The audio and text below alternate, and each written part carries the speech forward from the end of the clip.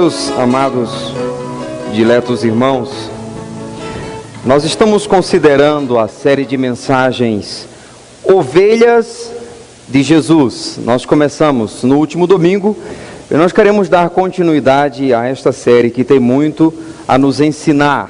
Os irmãos devem abrir suas Bíblias para o Evangelho segundo João, capítulo 10, e deixe sua Bíblia aberta neste capítulo, que é de onde estamos considerando a nossa série de mensagens. João, capítulo 10.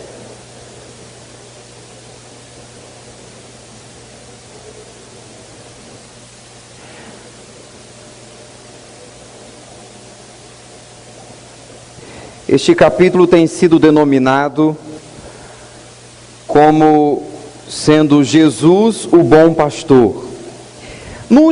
Na última mensagem, no último sermão, nós tratamos sobre o que faz de alguém uma ovelha de Jesus. Porque esta figura que Jesus toma para si aqui neste capítulo, ele diz: eu sou o bom pastor. Ele se põe na posição de pastor, ao passo que coloca os seus servos na posição de ovelhas. Essa não é uma figura nova. Nós consideramos que, à luz do Antigo Testamento, o próprio Deus toma para si esse título. Ele se denomina de pastor e o seu povo ele denomina de ovelhas, rebanho do seu pastoreio. E na última mensagem nós tratamos sobre algumas suposições acerca de o que faz alguém uma ovelha de Jesus. Algumas suposições erradas que as pessoas têm apontado é o fato de frequentarem alguma igreja que fala em nome de Jesus. A frequência em uma igreja que fala em nome de Jesus não faz de alguém uma ovelha de Jesus. Ou mesmo possuir uma linguagem comum àqueles que se denominam ovelhas de Jesus. Uma terceira suposição é exercer determinadas práticas ditas religiosas, de cunho religioso, como se tais suposições fizessem de alguém ter Jesus como seu pastor. Entretanto, nós consideramos que o que faz de alguém uma ovelha de Jesus, ou o indicador que atesta alguém como sendo uma ovelha de Jesus, é uma crença genuína em Jesus Cristo e na sua obra, seguido de uma consciência, uma convicção interna, advinda do Espírito Santo que habita em todo aquele que é ovelha de Jesus. Tal definição advém de Romanos 8, verso 16, que a palavra de Deus diz que o Espírito de Deus testifica com o nosso espírito que somos filhos de Deus. Assim, ovelha de Jesus é aquele que, movido por Deus, foi conduzido a render-se a Cristo, depositando nele uma fé genuína, seguido de uma convicção interna advindo da presença do Espírito Santo em sua vida.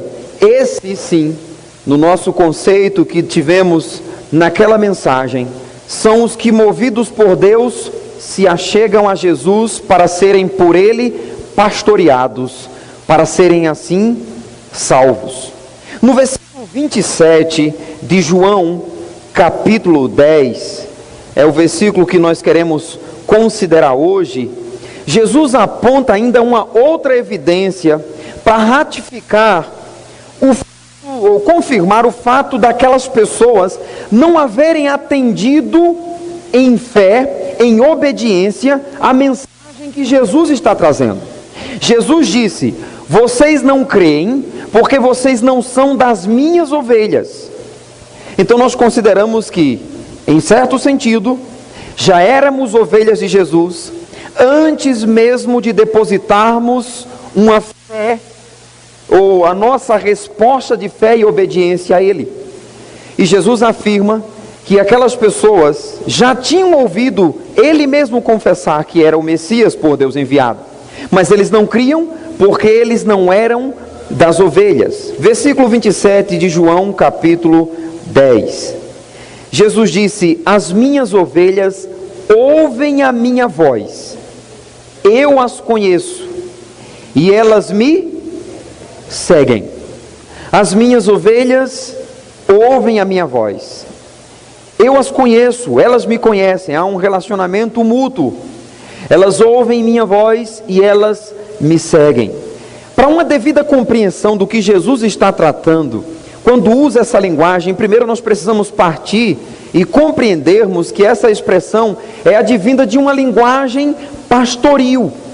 De acordo com o capítulo 10, o verso 6, essa linguagem, ela é advinda de uma parábola que Jesus acabou de narrar, naquele contexto, em João 10, a partir do versículo 1 e seguintes, texto para o qual eu os convido para fazermos a leitura também desse texto, em João capítulo 10, verso de 1 a 6.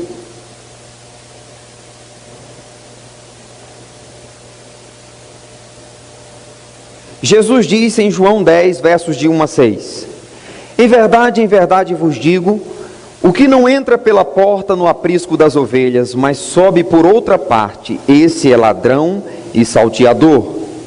Aquele, porém, que entra pela porta, esse é o pastor das ovelhas. Para este, o porteiro abre, as ovelhas ouvem a sua voz, ele chama pelo nome as suas próprias ovelhas e as conduz para fora. Depois de fazer sair todas as que lhe pertencem, vai adiante delas, e elas o seguem, porque lhe reconhecem a voz. Mas de modo nenhum seguirão o estranho, antes fugirão dele, porque não conhecem a voz dos estranhos. Que Deus aplique esta porção da sua palavra em nosso coração. Eis o conteúdo da parábola que Jesus narrou dos versos 1 ao verso 5.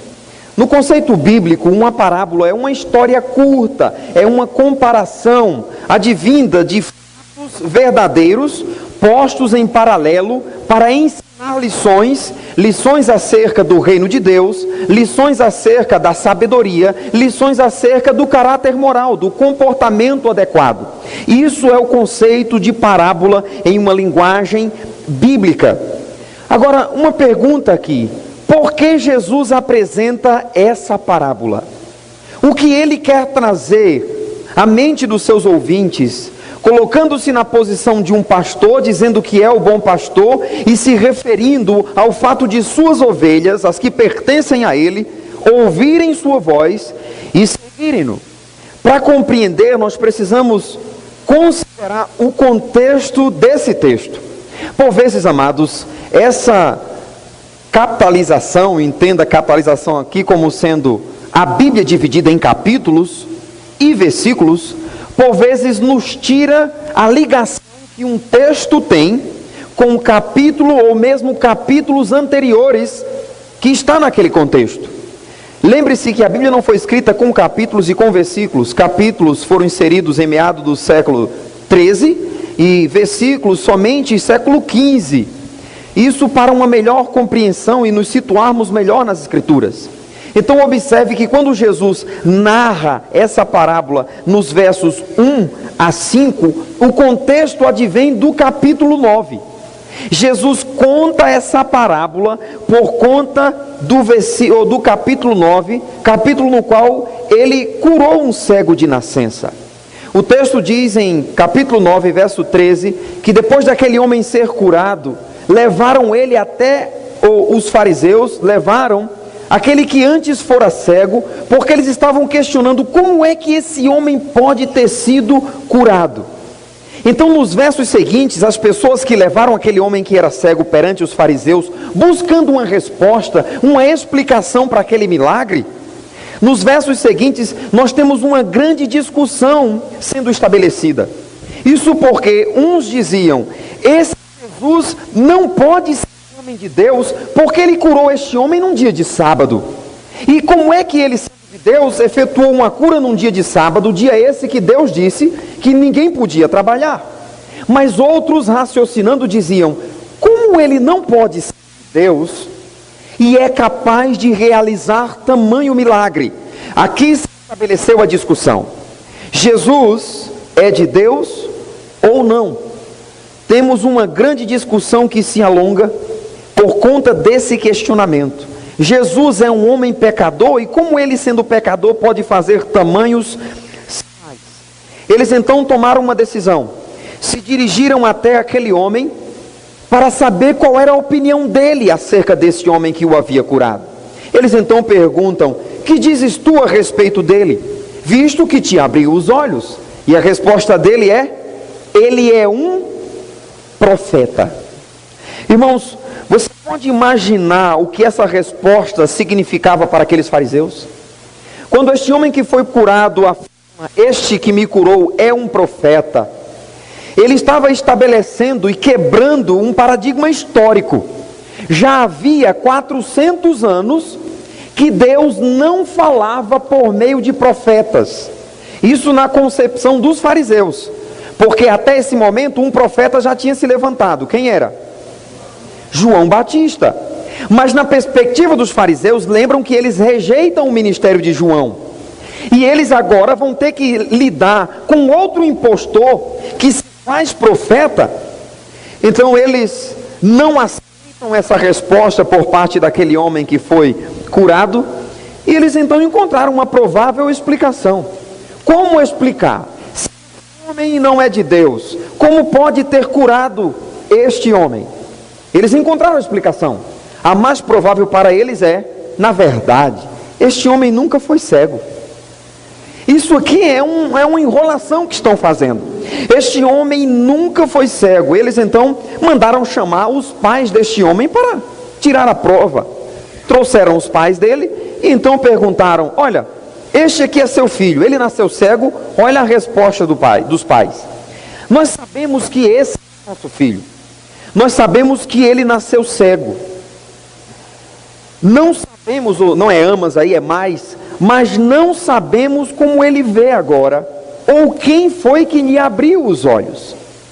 Agora nota que essa resposta dos pais, ela é comprometida pelo medo que eles têm dos fariseus. Na verdade, esses pais sabiam quem havia curado aquele homem, mas eles estavam assim, e João diz isso no texto seguinte, que essa resposta dos pais é porque eles estavam com medo de serem expulsos da sinagoga, o lugar de reunião. Se eles afirmassem que Jesus curou aquele homem, eles estavam declarando que ele era o Messias enviado por Deus. E foi estabelecida a ordem que todo o que fizesse tal declaração seria excluído de frequentar a sinagoga. E aqui os pais apontam para o filho: olha, por que vocês estão questionando a nós?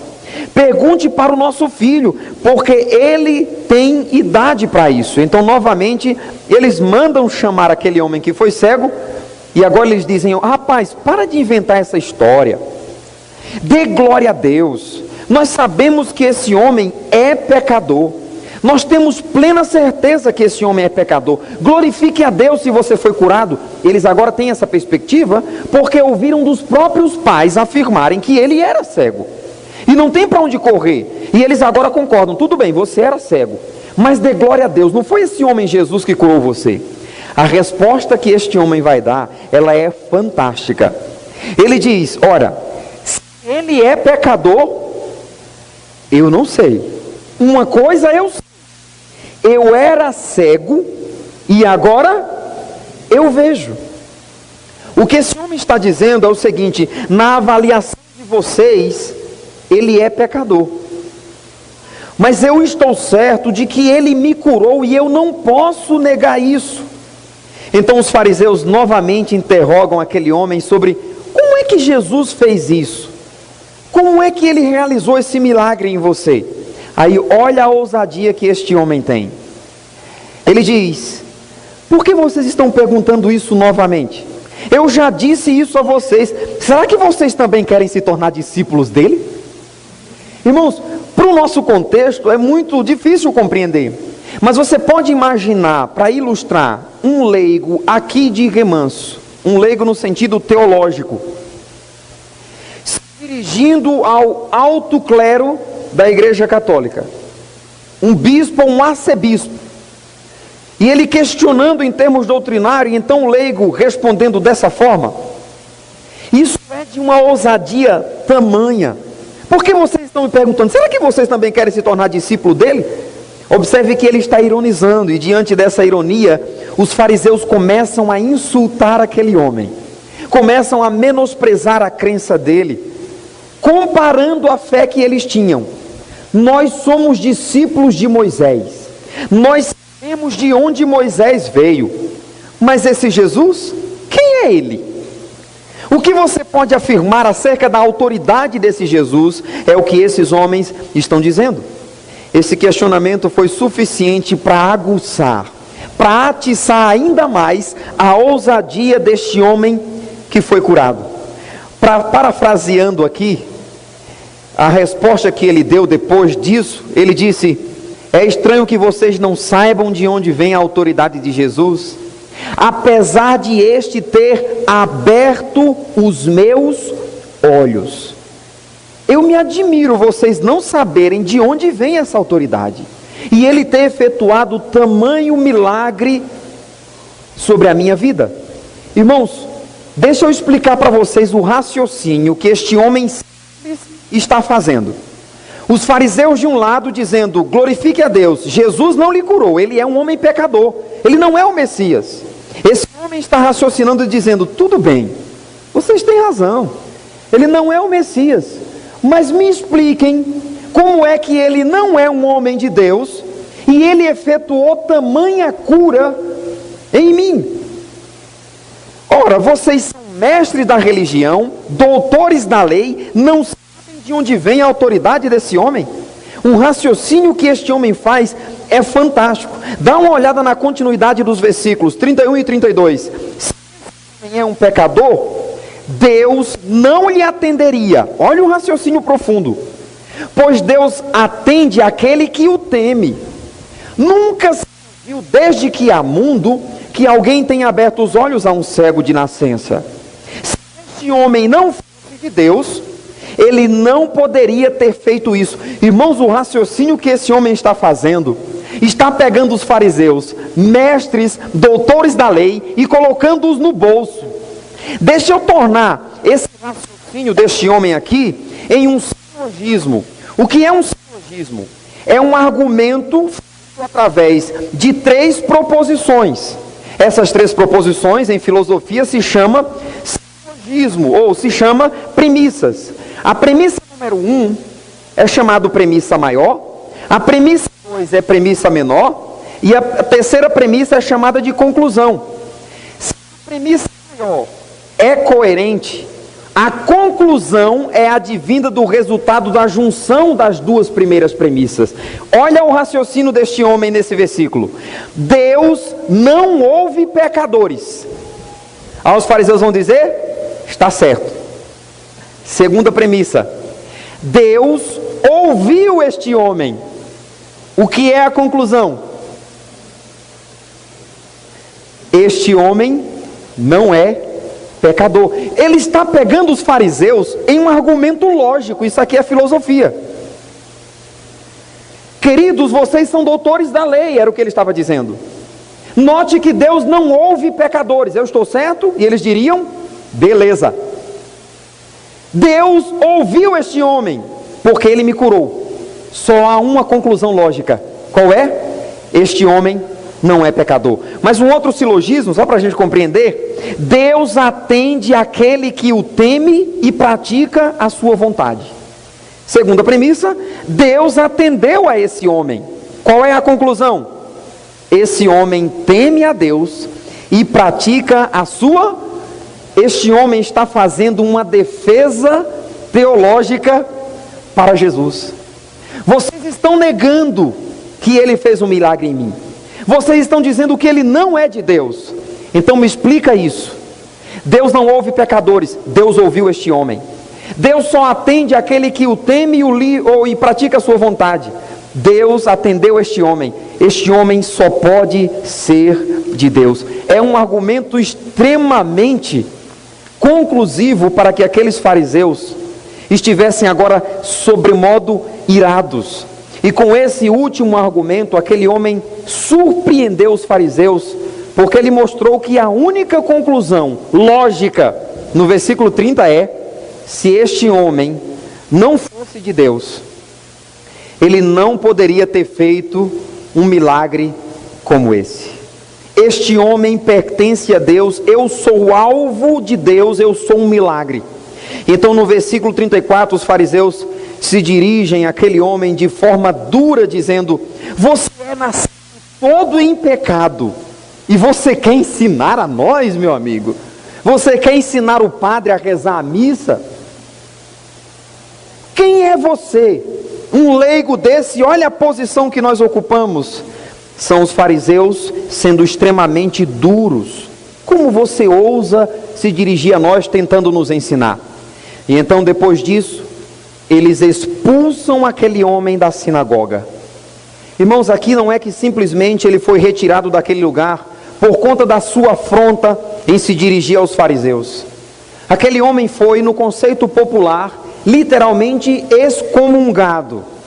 Ou seja, ele foi declarado publicamente proibido de ter acesso às reuniões da sinagoga.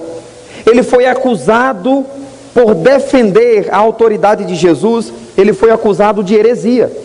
Era uma vergonha diante da sociedade, rejeitado, totalmente envergonhado, menosprezado diante de outros na sociedade.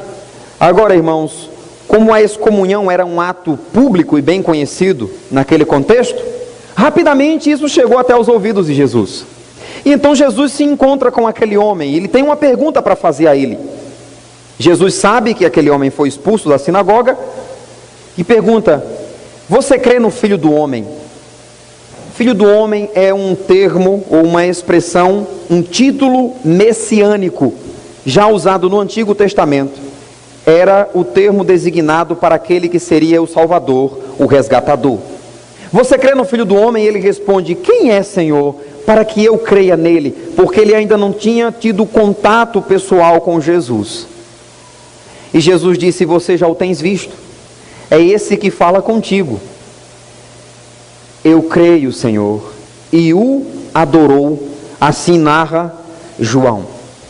Irmãos, o versículo 40 diz que alguns dos fariseus estavam ouvindo essa conversa entre Jesus e aquele homem que foi curado. E observando, presenciando aquela conversa, eles entenderam que Jesus estava falando sobre eles no versículo 39, no capítulo 9. Observe isso. Verso 39. Prosseguiu Jesus: eu vim a este mundo para juízo, a fim de que os que veem não vejam, e os que veem se tornem cegos.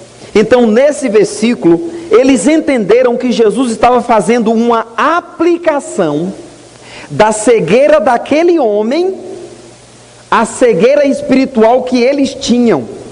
Eles pararam: peraí, olha o que esse Jesus está dizendo, que veio ao mundo a fim de que os que não veem vejam, e os que não veem vejam, e os que veem não vejam, sejam cegos. Rapaz, esse camarada está falando é da gente. Foi o raciocínio que os fariseus tiveram.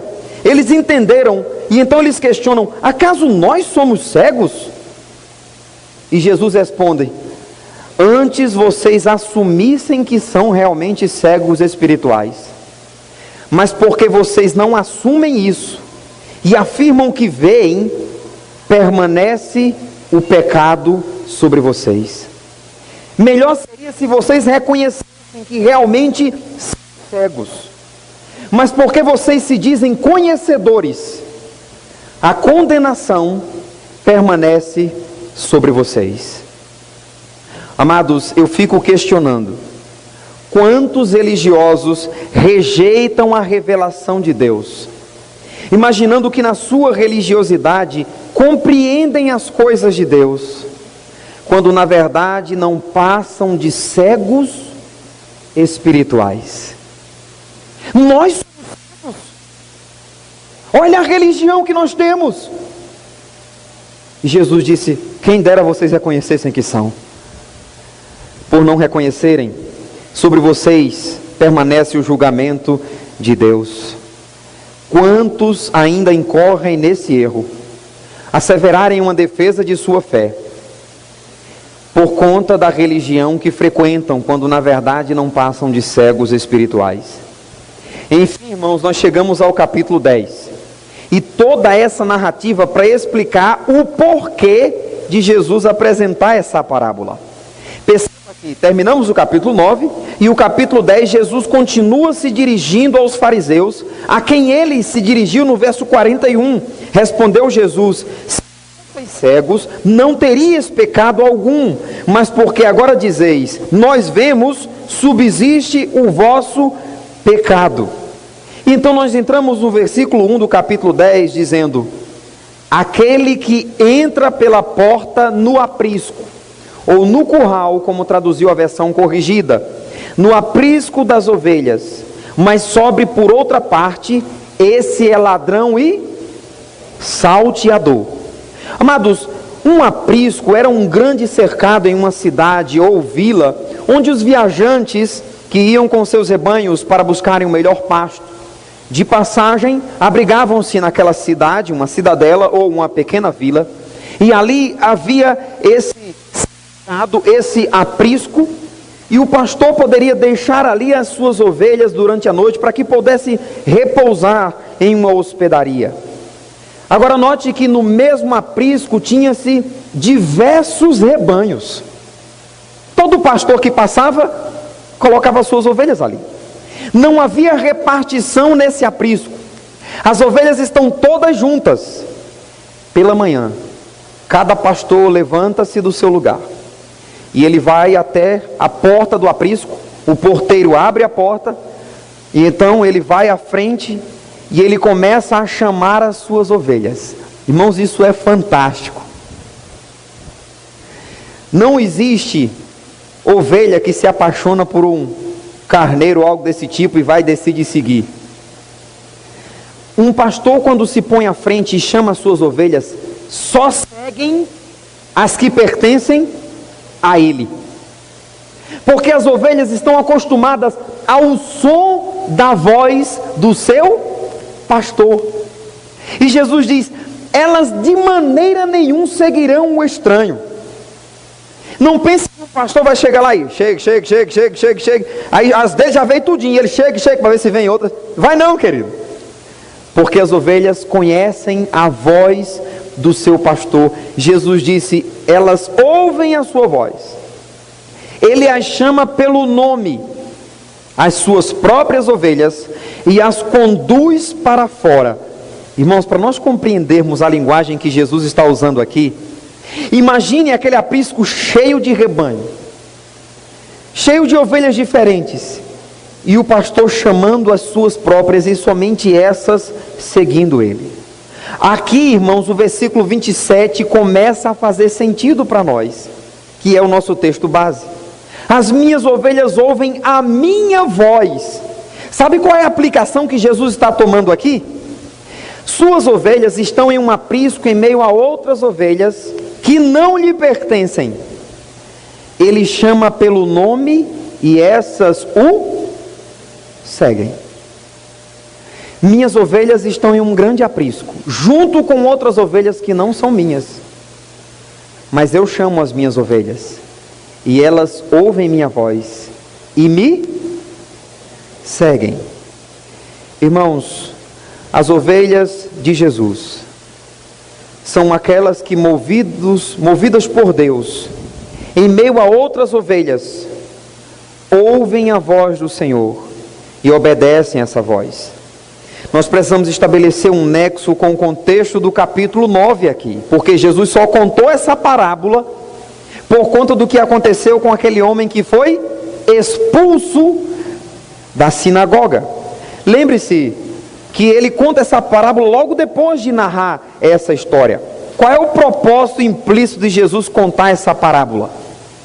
Irmão, Jesus narra essa parábola para mostrar a razão daquele homem que foi curado não se render aos argumentos que eles usam para minimizar o milagre de Jesus, ou para que aquele homem rejeitasse o fator divindade de Jesus.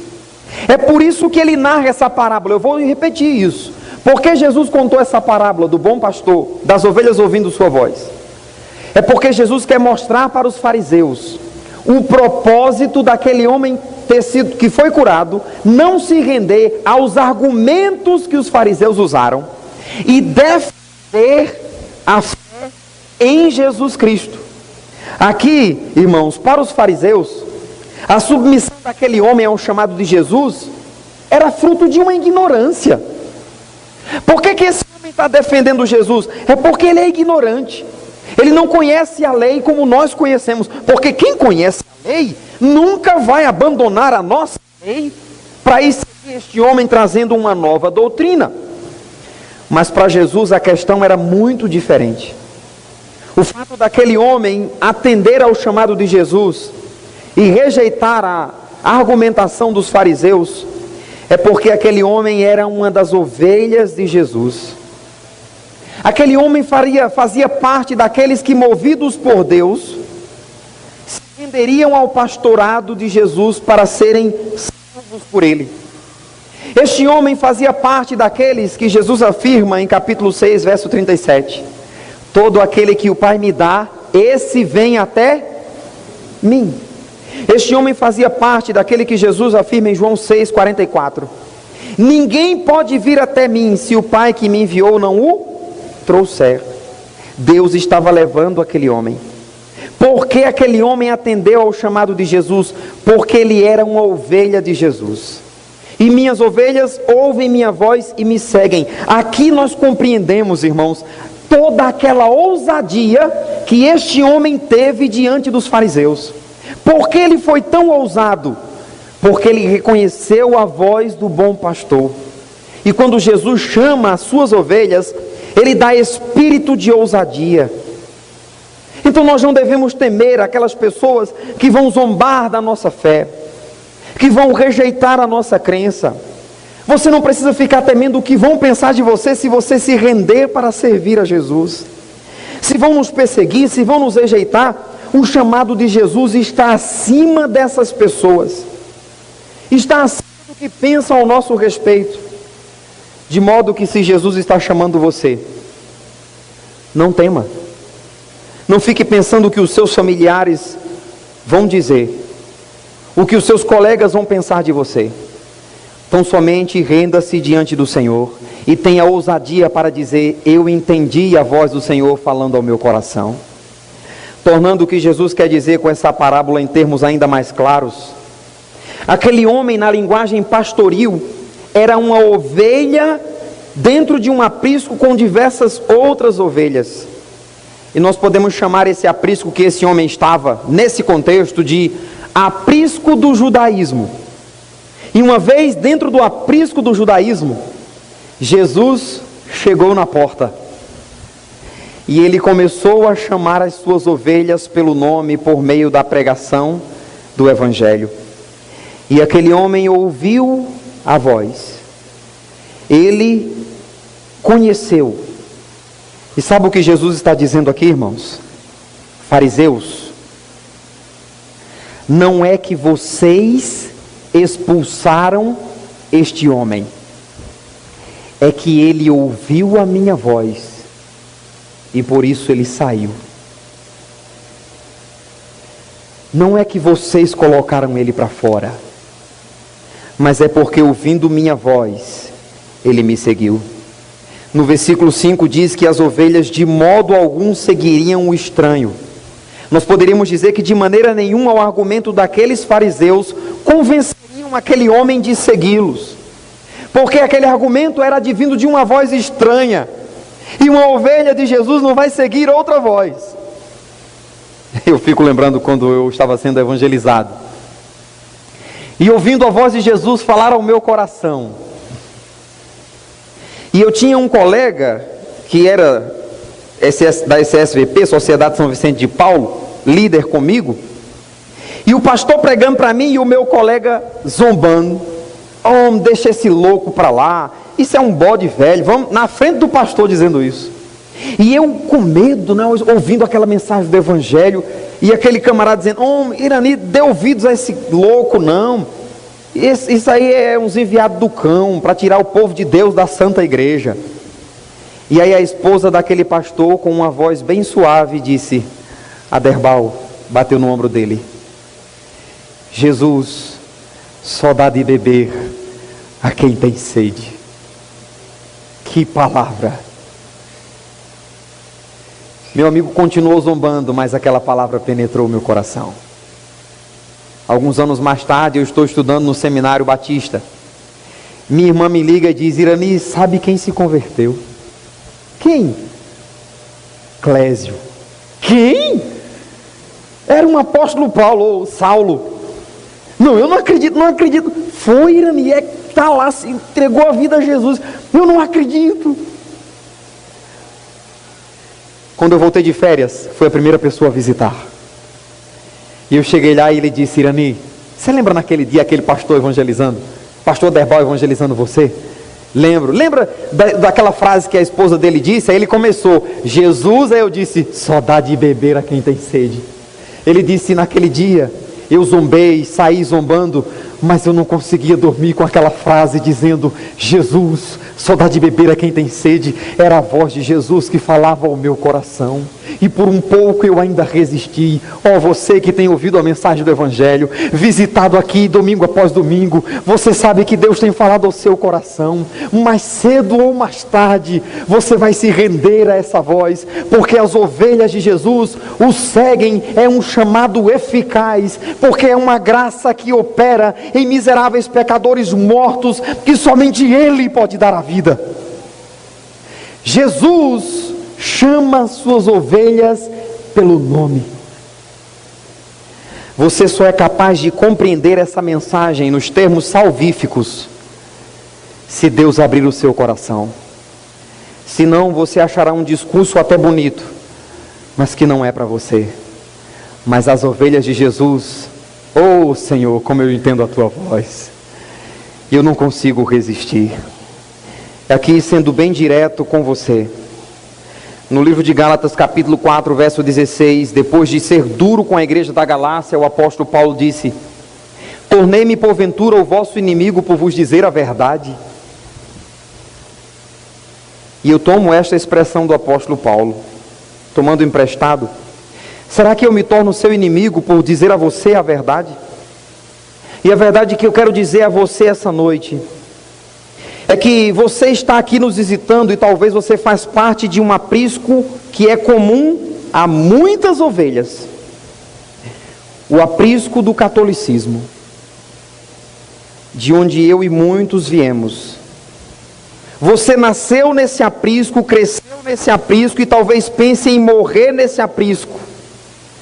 Mas assim como Jesus um dia me chamou e chamou muitos aqui, Ele está chamando você. Ele está chamando você, e agora você pode até achar ruim. Talvez você esteja aí com vontade de levantar e ir embora, e você não faz isso porque tem vergonha das pessoas que estão do seu lado. Por isso você não vai. Mas é ruim para você agora, como foi para mim um dia quando falaram da minha religião, porque eu não havia compreendido a voz do meu pastor devidamente. E talvez você considere isso aqui. Talvez você até diga: nunca mais eu venho aqui, mas eu não estou muito preocupado com o sentido de você não querer mais voltar aqui. Sabe por que eu não estou preocupado? Porque eu sei que se você é uma ovelha de Jesus, você pode andar em outro aprisco qualquer, mas quando você ouvir a voz dele, você vai se render ao seu chamado. E aí você pode estar no aprisco da igreja católica, pode estar no aprisco dos testemunhos de Jeová, no aprisco do espiritismo, do candomblé, no aprisco das coisas desse mundo, mas quando você ouvir a voz de Jesus, você virá, porque você conhecerá esse chamado, e virá para o aprisco de Jesus, o qual não é a igreja batista. A igreja batista limita-se a um instrumento de Deus. É apenas uma das muitas igrejas locais genuínas nas quais se reúnem aqueles que estão abrigados sob o pastoreio de Jesus. A marca distintiva dessas igrejas é a pregação genuína do Evangelho, que conduz pecadores ao arrependimento e assim a um verdadeiro relacionamento com Deus. Aqui se reúne um povo que ama o Senhor. Assim como Jesus chamou aquele homem, Ele chama você também para sair desse aprisco que você está. que esse pastor está atacando a minha religião? Por que está falando mal da minha religião? É por isso que eu não gosto dos crentes.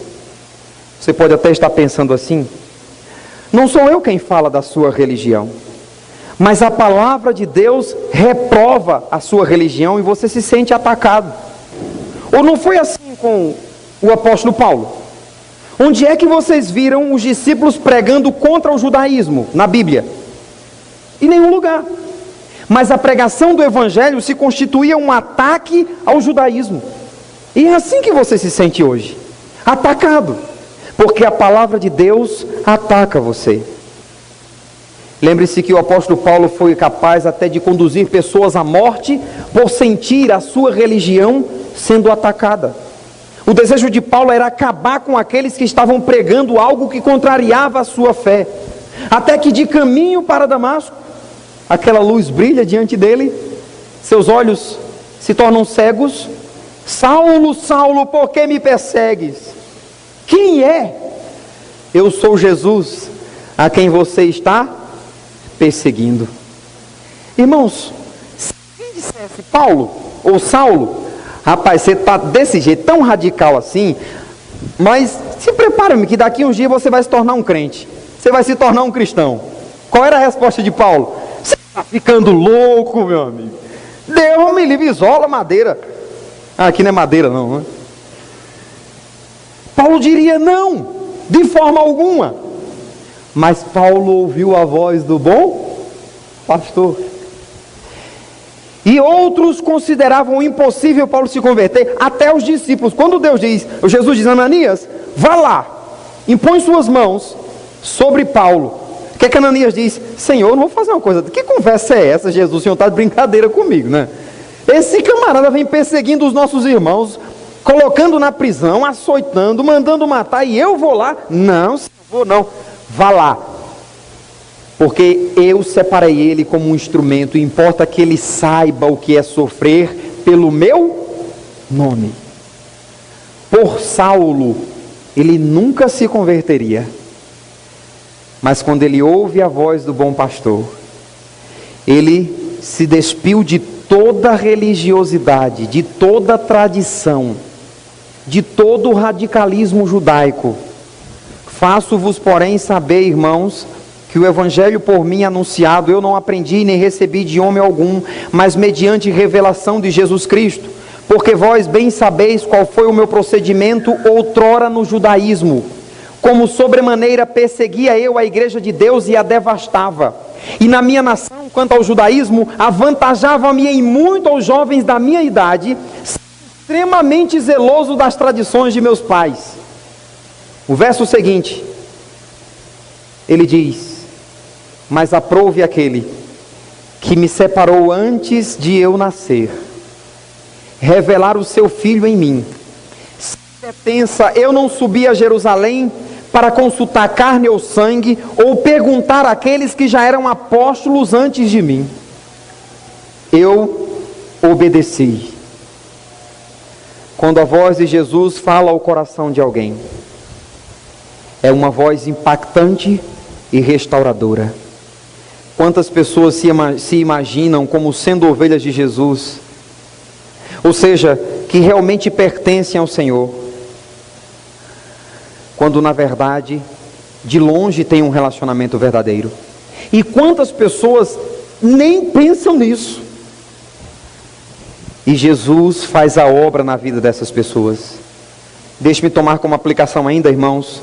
Sabe aquele familiar seu, que ainda não é um discípulo de Jesus, e você fica pensando: será que ele nunca vai aceitar Jesus?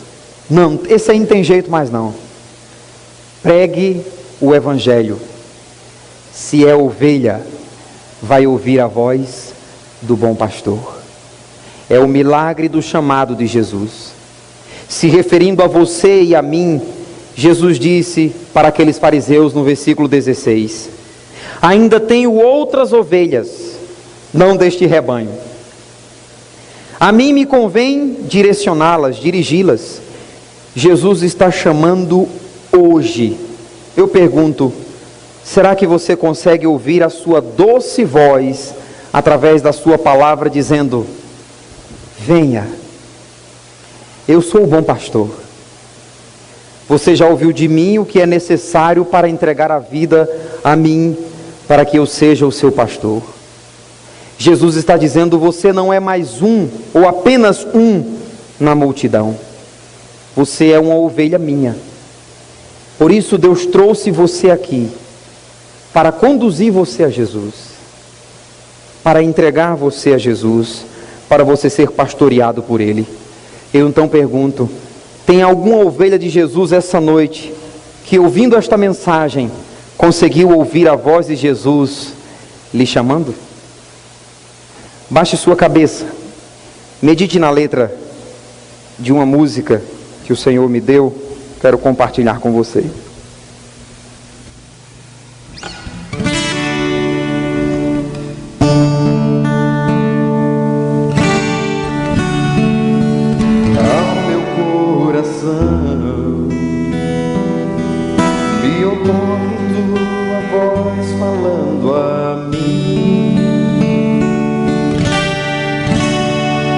Buscai minha presença, tua presença buscarei. Qual prazer maior não há de diante do teu trono te exaltar? Qual maior honra não há de me prostrar em tua presença e te adorar? Deixa eu perguntar para você assim: você pode ouvir sua doce voz chamando: vinde a mim. Mateus 11:28. Vós que estáis cansados, vinde a mim, vos aliviarei. Qual descanso há de encontrar todo aquele que atender o teu chamar? Qual alegria terá aquele que de tua presença desfrutar? Mais uma vez, você pode ouvir sua doce voz chamando: vinde a mim. Vós que estáis cansados, vós que estáis cansados, vinde a mim, vos aliviarei. Qual descanso há de encontrar todo aquele que atender o teu chamar? Qual alegria terá aquele que de tua presença desfrutar?